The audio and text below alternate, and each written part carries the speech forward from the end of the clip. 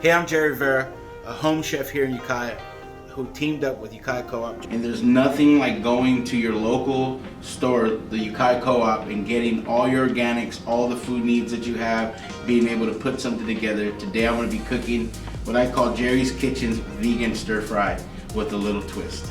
And continue to watch this video to show you how to make this Ukiah Co-op plus Jerry's Kitchen vegan dish.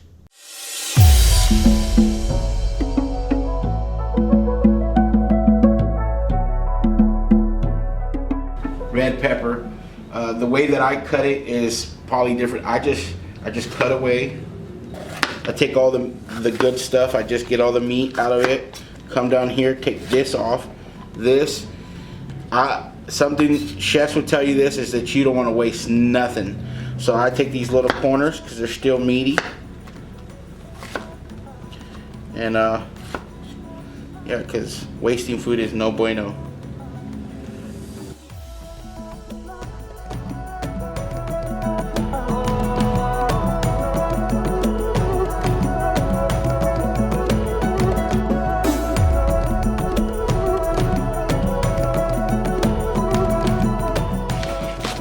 Here's the thing, when you cut these, you have to go all the way down. When you press all the way down and come and push, because if you don't, they'll stick together. So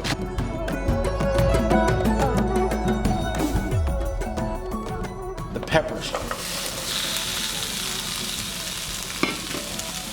Now there's an order. I use celery, peppers, mushrooms. The carrots and the cauliflower I do last because those take a little bit more. But not putting everything, meat particularly, putting everything in together, because I have found with a lot of stir fry when people cook it, is that there be some things that are cooked and some things that are not cooked. And then there's people that put it all together and then they overcook everything.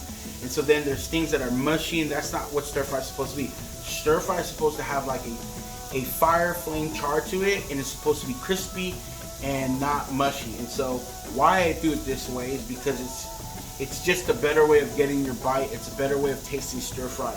And so when you do it this way, everything's already almost cooked. So when you put it all together, it's just an amazing taste.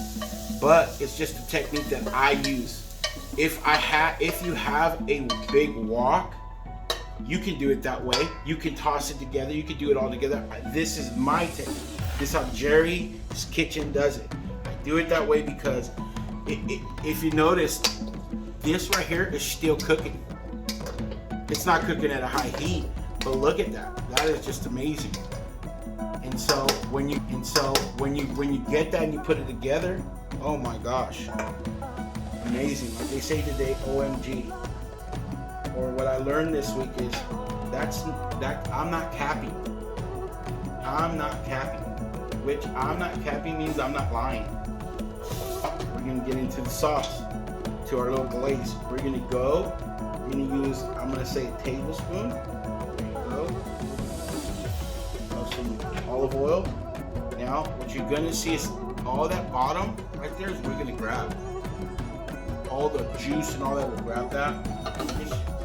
Just kind of just let that cook it out. And you'll notice when I stir fry the deal. So we get all our mix. This is green onion.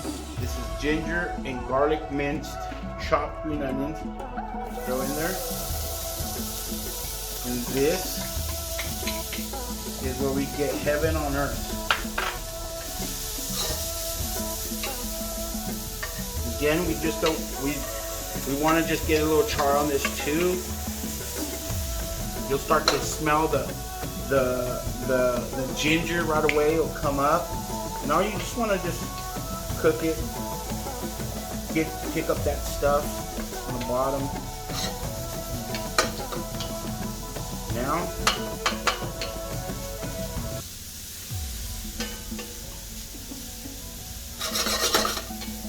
it's starting to pick up the bottom. Look at, if you notice, it's starting to grab that bottom. It's getting all the flavor. What are we gonna do? Just gonna discard.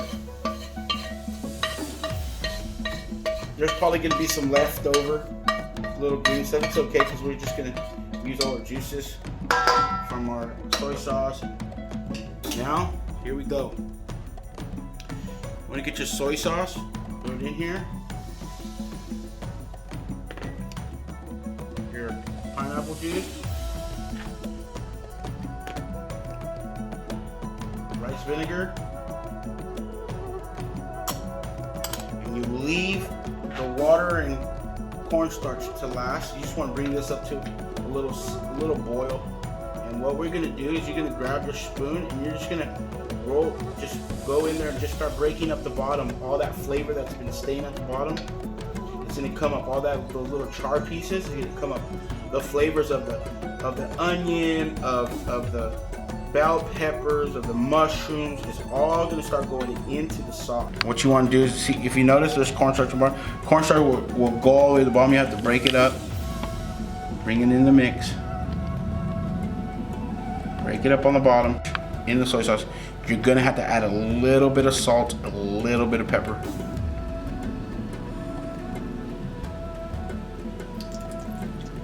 All you gotta do is just, there we go.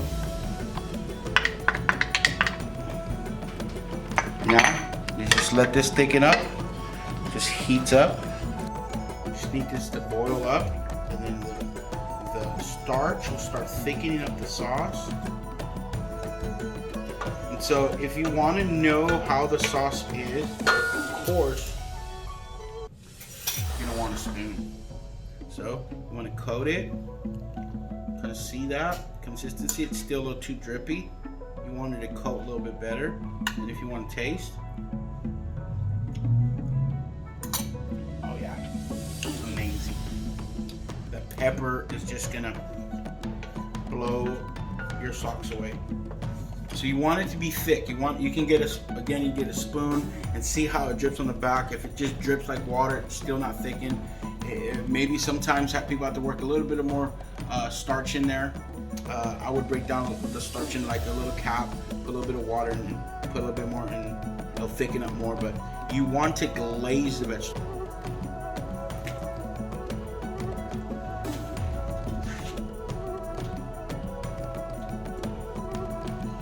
You are going to be simply amazed at how all this is going to come together. All you do is just toss it. You smell it? Oh my gosh. Got it in there? Yeah. So I'm going to tell you guys something about rice. Very simple. This organic jasmine, Thai jasmine rice. I pre-wash the rice. You put it in there. We use 4 cups of water, you would say. We do the old school way, is you bring up the water up to your first little finger part right here, this little dent right here, and that's it. Some people don't believe it really works, but you can go 2 cups of water for every cup of rice. But you want to remove as much starch as you can from the rice. So you wash the rice. You go in there and you just wash. You probably have to do 7 to 8 times. And by the time what it does, if you notice, you got this little flaky stuff. See that? It's gonna break up. It's amazing. It's dry. It's fluffy, and that's how you make rice.